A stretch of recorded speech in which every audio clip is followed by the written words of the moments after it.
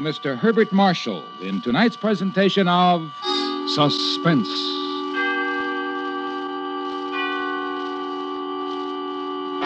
Tonight presents a story of justice as we examine a man who was suspected of having committed a perfect crime. It's called Murder by Jury. Our star, Mr. Herbert Marshall.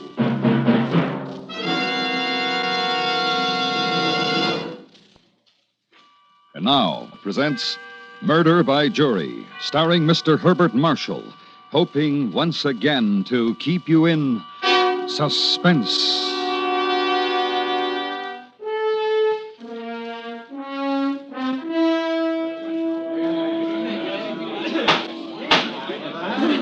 Pardon me, sir.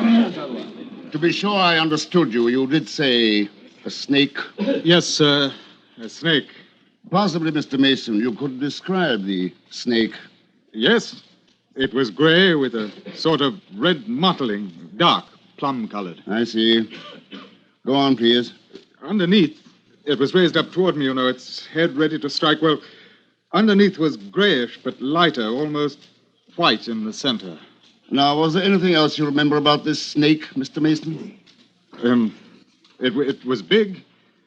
It was as thick as my two wrists put together. And then, according to your statement to the police, you seized the snake just below its head with both hands. Would you kindly show the jury the position of your hands? Yes, thank you. You say that you squeezed with your fingers and dug in with your thumbs. Is that correct? Yes, that's about it. And I felt the snake twisting and squirming under me, trying to get away, And then you woke up? Yes, sir, I woke up. I was kneeling beside my bed. It was my wife's neck which was in my hands. It was her throat I was squeezing. What did you do when you realized this? There was nothing I could do. She was already dead. I'd killed her.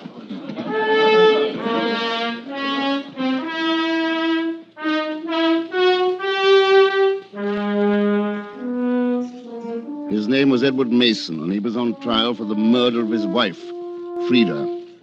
I was counsel for the Crown in those days. It was just about the nastiest case I'd ever had. One should, I suppose, begin at the beginning. That was on the first day of the trial. McCrae was defending the accused, and he began his defense by questioning the police inspector who was in charge of the case.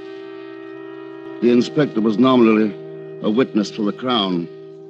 Would you give us a brief account of your investigations, Inspector? I will, sir. The accused was residing with his wife at the Clendonian Hotel at Chatham-on-Sea in Norfolk. On the night in question, the manager, two servants, and some guests were aroused by horrible screams emanating from the Mason room. On reaching said room, they found it to be opened by Mr. Edward Mason, who appeared in a state of great excitement. Continue, Inspector. Yes, sir. He was in a state of great excitement, and while looking, he kept looking at his hands and saying over and over again, "I killed her," or "I strangled her." One or the other, Inspector? No, sir. He said both, over and over. Then he never attempted to deny that he had killed his wife? No, sir, he did not. Thank you, Inspector. That's all. Cross-examination? You have before you the statement made by the accused, Inspector. Yes, sir. I call your attention to the following remarks made by the accused during your questioning. Yes, sir. I had a dream about a snake. I tried to strangle it, and when I woke up, I found I had strangled my wife. This was a dream that I'd had before, but I'd never done anything like this. I'd never killed anyone. Those are the words of Mr. Edward Mason, are they not? Yes, sir, they are. What was your reaction when you heard them? I thought it was a lot of rubbish. Objection, my lord. Objection sustained. Kindly contain your remarks to a dignity fitting this court, Inspector. I'm sorry, my lord. I'm of the opinion, my lord, that before the Crown's case is concluded, the accused's carefully prepared statement will be termed just such. A tissue of lies and a complete fabrication. Thank you, Inspector. That'll be all.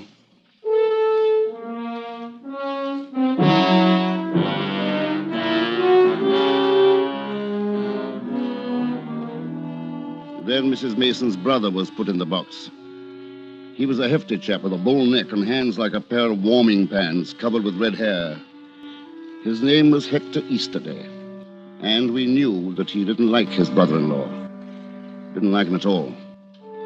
I thought he was going to be a strong witness for the prosecution, and for a time it looked as though he would be. Very well, Mr. Easterday, now tell us. Were the police made aware of the fact that Mason had insured his wife's life for £10,000? They knew. And if you'd known Edward Mason, you'd have realized it was just like him. He knew what he was going to do to her a long time ago. Do you think that she had any idea of it, Mr. Easterday? Objection, my lord. Counsel is leading the witness. Counsel will kindly refrain from leading the witness. Sorry, my lord. Mr. Easterday, had she ever confided any fears to you? Well, I wouldn't say that, but she knew. She knew all right. And last year there was another woman, and between that and the money, that's why he killed her. Thank you, Mr. Easterday. That will be all.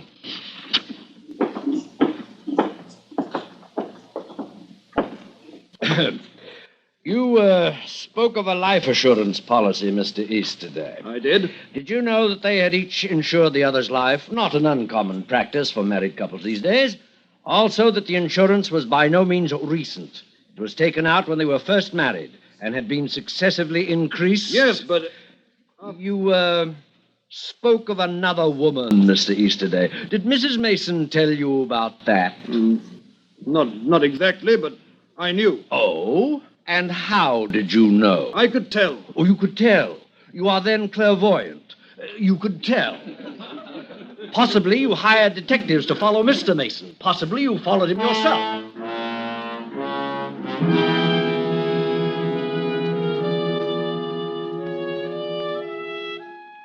The defense counsel tore him to bits, made him sound like a nasty-minded, prurient busybody who had never liked the accused and never lost an opportunity to blacken his character.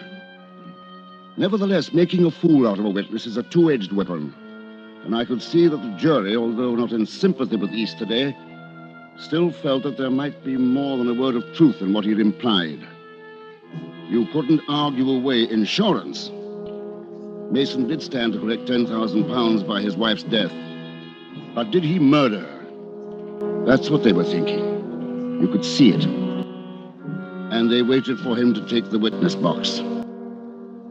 When my turn came for cross-examination, I made him go through the whole thing again. When I woke up, I was kneeling beside my bed. It was my wife's neck it was in my hands, and it was her throat I was squeezing. What did you do when you saw this? There was nothing I could do. She was already dead, and I had killed her. I see. Now, you have admitted small quarrels between yourself and your wife. I have. Married life is like that. You live together, you have differences, and then you make them up. Most people do. But there were quarrels which were more serious. Perhaps less likely to be made up. No. We were happy. I loved my wife. You loved your wife, but you killed her. Quite so. Now, as far as the insurance is concerned, you gradually increased it until it reached the amount of £10,000 on your wife's life. Yes, I did.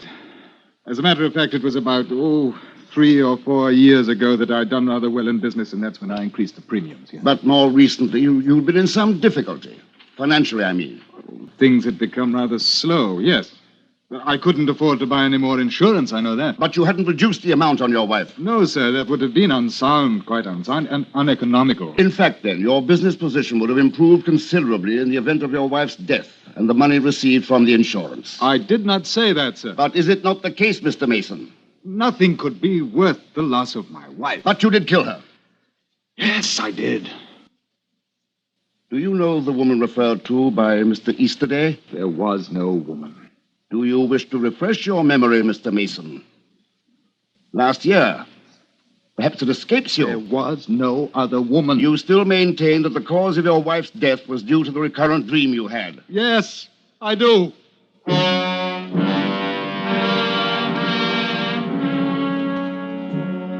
It went on like that, and I couldn't shake him. He never contradicted himself and never sounded too glib. If he was lying, I knew that the court was of the opinion that it was some of the most perfect and painstaking lying they'd ever heard. Then Mason's sister was called as a witness. She was a gray-haired, middle-class intellectual, about 2 years older than the defendant. Didn't take long for her to come to her brother's defense. Will you state in your own words the event that took place between you and your brother, please? Indeed, I most certainly will. I think that it's criminal. Objection, my lord. Objection sustained. Miss Mason, strict adherence to fact is the object of the court. Kindly abstain from all subjective feeling, if you will. Well, I was going to say that when we were children, he was 8 then, I was only 10, we slept in the same room. And one night, it was after we'd gone to see Peter Pan, and Edward was frightened by the crocodile. You probably remember how frightening that was. It was that night that he awakened, and he was dreaming that a crocodile was chasing him, and he tried to strangle it. And when he woke up, he was strangling me.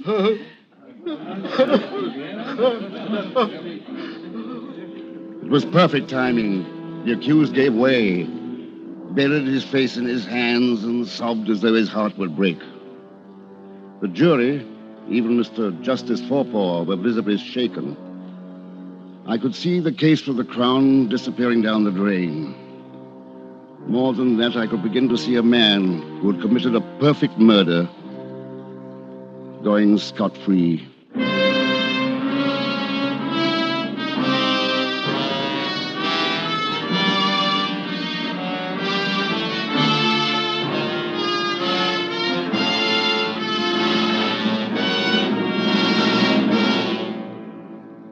Bringing you Mr. Herbert Marshall in Murder by Jury. Tonight's presentation in radio's outstanding theater of thrills, Suspense.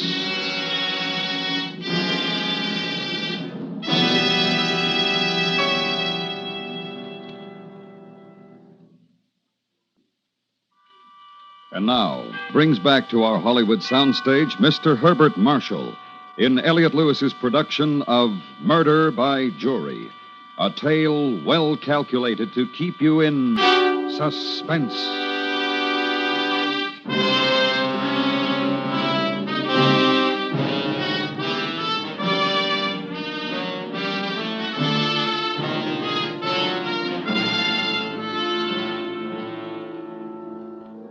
Mr. Edward Mason was given half an hour to recover following his outburst. Then the trial continued. His sister remembered every detail of the matter. And even when I made her go through her story again, she remembered. He was an awfully strong boy, you know, even at 8. Very strong. And I'm sure if Nurse hadn't come in when she did, well, I don't really care to think about what might have happened. Would you mind telling the court your age, Miss Mason? Oh, is that necessary, my lord? Is it necessary, counsel? There is a point involved, my lord. Very well. Recognizing the delicacy of the question, the witness is still directed to answer. I'm not ashamed of it, of course. I just... And your age, Miss Mason? 54. Thank you.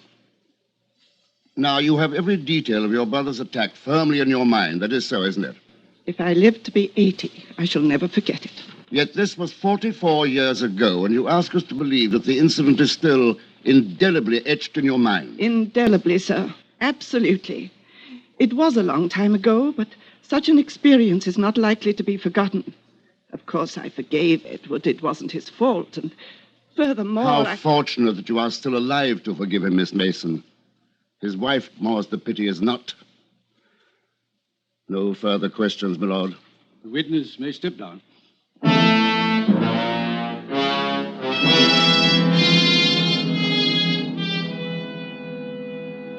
It was a telling point for the defense.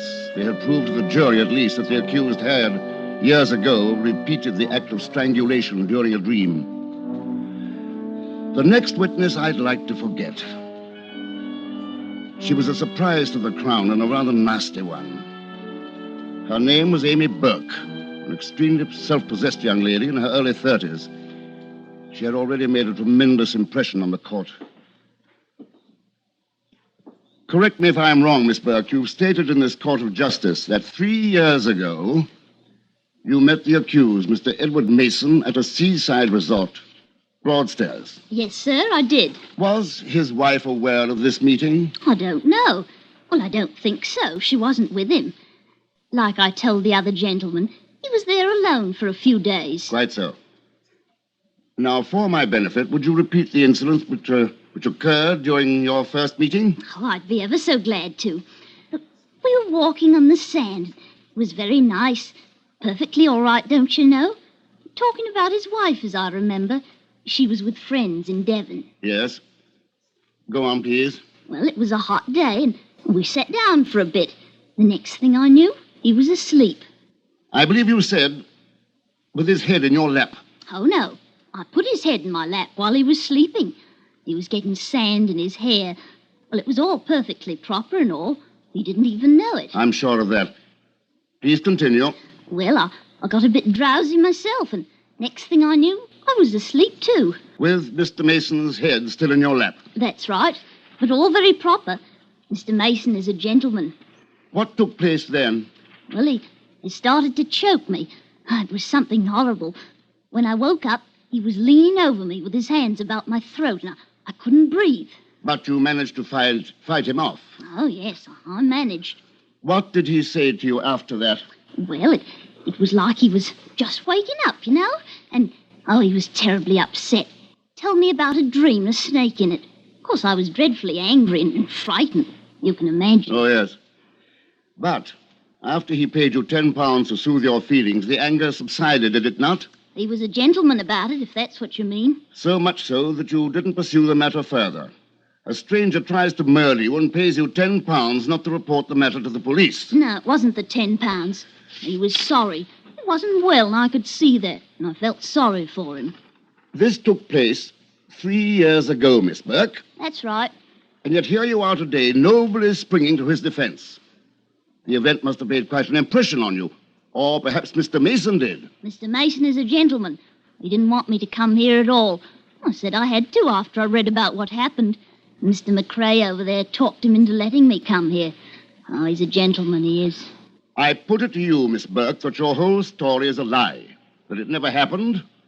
Although I don't doubt that you are familiar with the accused. I put it to you that your testimony has been bought and paid for. And that you have deliberately perjured yourself in the witness box. It's a ruddy insult. My lord, I protest. Counsel is badgering the witness most unfairly. Silence in the court. Mr. Peyton, you will confine yourself to stated fact and refrain from badgering the witness. Yes, my lord. Can I go now? Not for a moment, Miss Burke. Did you see Mr. Edward Mason again after that day? I never set eyes on him again till today in court, and that's the truth. And you ask us to believe that this story you've just told us is given of your own volition? That you at no time given a prepared statement by interested parties? That this event actually took place? I wouldn't be likely to forget it. It's true, every word of it. Very well. That's all, Miss Burke. The witness is excused. Dr. Regal to the witness box, please.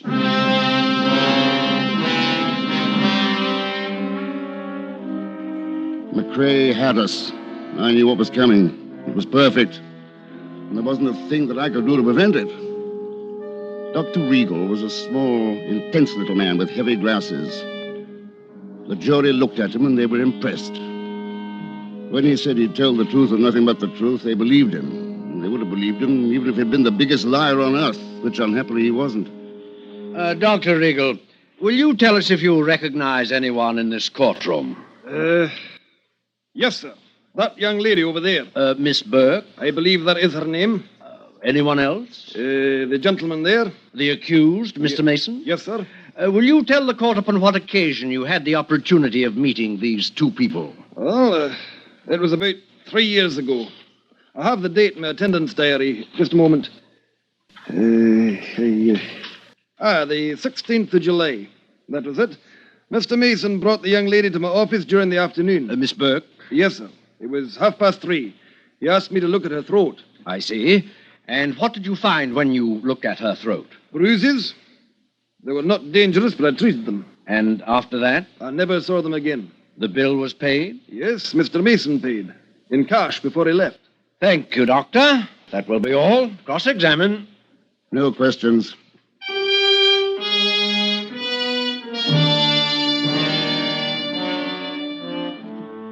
That was all. There wasn't any use in cross-examining what was so obvious in truth. Counsel for the defense made a brilliant and short summation. I made a not so short, and I'm afraid far from brilliant, summation for the Crown. Mr. Justice Forpaugh gave his instructions, and the jury never hesitated. They retired for only a few moments. With your worship's permission, we have already reached a verdict. Very well. What is your verdict? We find the accused, Mr. Edward Mason, not guilty of the charge. What? He's guilty! He's a dirty murderer! He killed my sister, and I say he's guilty! He ought to be hanged! Sergeant at Arms, put that man under arrest. Silence! Silence!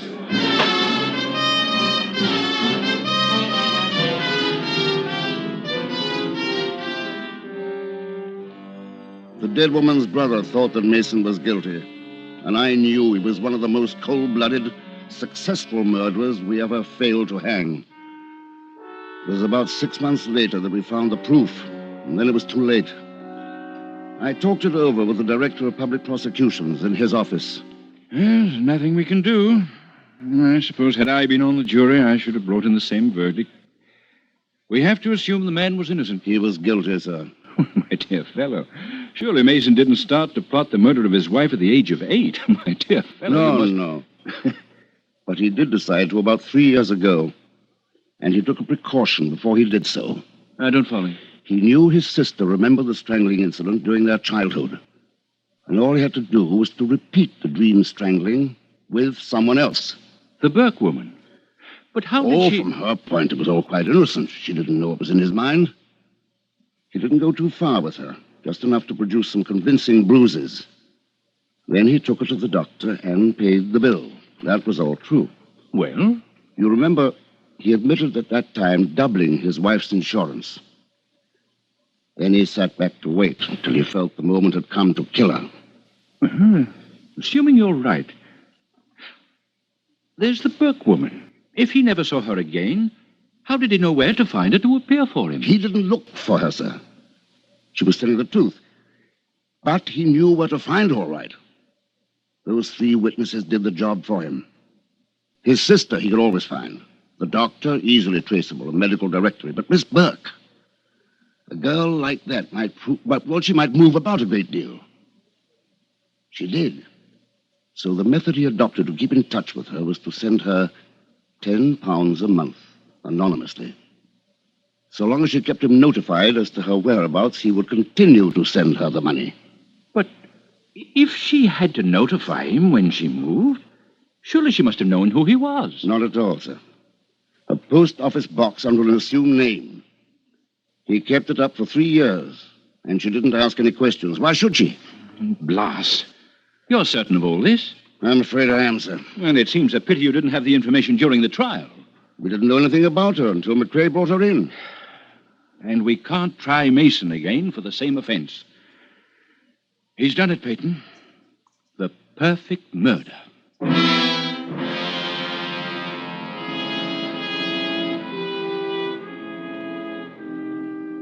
It was about 2 months later that I saw the paragraph hidden away on an inside page of the Times. I made a telephone call and then went to the office of the Director of Public Prosecutions. I'll be blown. It appears that Mr. Edward Mason had been staying at a little hotel in Cornwall, and yesterday, when the maid came in with his morning tea, she found the window unlatched and the balcony rail broken. It's a 50-foot drop to the rocks below. Mason? He wasn't in his room. We found the body below. I'll be blessed. Justice. I'll be blessed. Suicide, you think? I don't know. Probably an accident, since there was no sign of foul play. Possibly he stumbled and fell. But there is one curious coincidence. What's that? The dead woman's brother, Hector Easterday. Yes? Well, it's a rather curious coincidence. Hector Easterday occupied the room next door.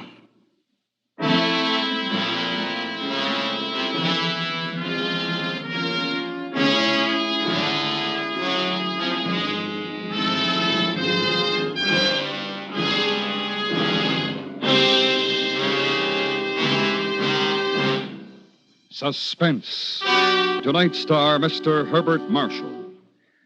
Next week, Suspense. Murder by Jury was written by Michael Gilbert and adapted for Suspense by Anthony Ellis. Suspense is produced and directed by Elliot Lewis, with music composed by Lucian Morowick and conducted by Lud Gluskin. Featured in the cast were Joseph Kearns, Ben Wright, William Johnstone, Herb Butterfield, Richard Peel, Norma Varden, Betty Harford, and Keith McConnell. This is the CBS Radio Network.